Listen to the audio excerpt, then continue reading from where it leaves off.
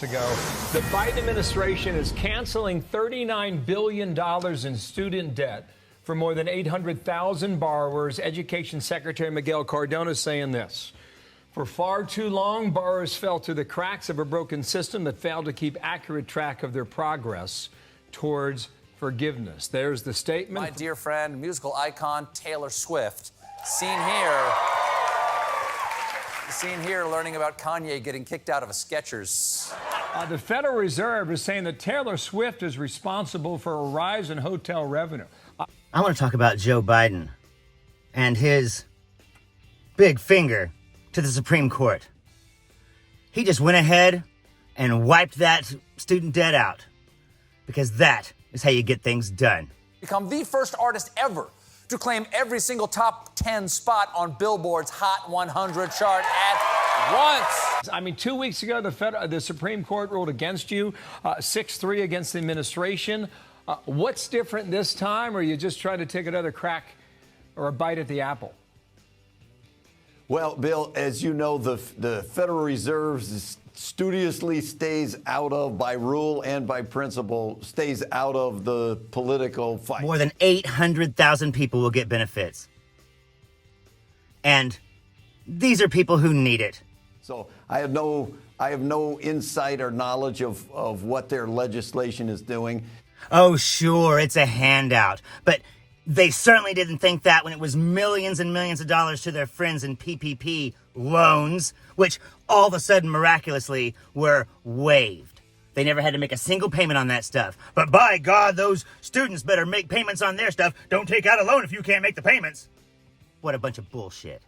This matter about student debt forgiveness is of front-rate concern to those students. But if you take the macroeconomy, it's not a materially large number that would make you think it's going to change the inflation rate or change the unemployment rate. The GDP increased 2.9%, ladies and gentlemen. Unexpected. They didn't want to talk about 3% inflation, the lowest in 30 months. And that's the law. Okay. Gives the Fed that job. You gotta tame inflation and maximize employment. So there may be a legal question in here. For that, we'll take it somewhere else. Fox News is just full of shit. Now to the economy. The Costco COO just this week said Americans are changing their shopping habits, which indicates to them, based on history, Americans still fear a recession could come their way. You, however, 7 days ago talked about a golden path. Rising rates in the Federal Reserve and no recession. Do you feel better, worse, or the same about that from a week later? I know all about the Dows, the Joneses, all the coins, bit, commemorative, chocolate, carrot.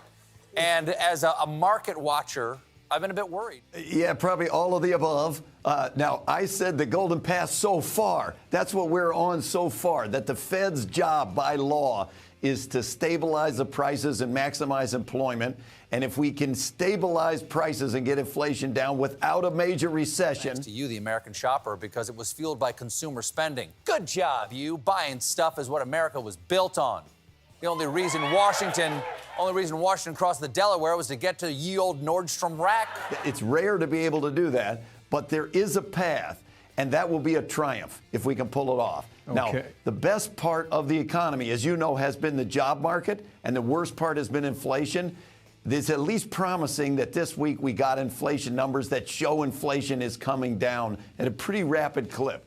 As an example of that, The whole idea about changing habits, that's a telltale sign. When people aren't buying meat and they're buying chicken, when they're... yeah, dude, chicken is meat. That could have a long-lasting impact on the economy. Quick answer on that. Indeed, it could be a sign of something slowing down, but remember that in the pandemic, we couldn't spend money on services, so we shifted to spending on physical goods, and now that's shifting back to normal. So if Costco's got a little less spending on TVs, that wouldn't necessarily be unexpected. Okay, we're watching for more telltales. The market's been on a tear. But there's telltale signs that the market, blah, blah, blah, blah. The Federal Reserve is saying that Taylor Swift is responsible for a rise in hotel revenue. Who's got every single on the top 10? It's me. Oh, okay. checks out. I was thinking you should hire T. Swifty. Yeah, we got to get him out here to Chicago.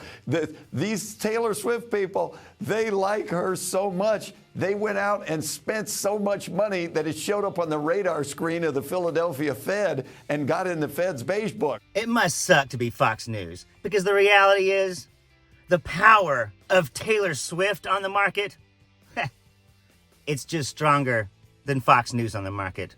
So I don't know if Beyonce is going to have a response or what we're going to do. They would love to create a phantasm recession, but it's just not happening. I'm Zachariah Lone Star Liberal. Y'all take it easy. Economic growth remains solid, which is a huge win for Joe Biden, because at his age, it's a welcome sign when something remains solid.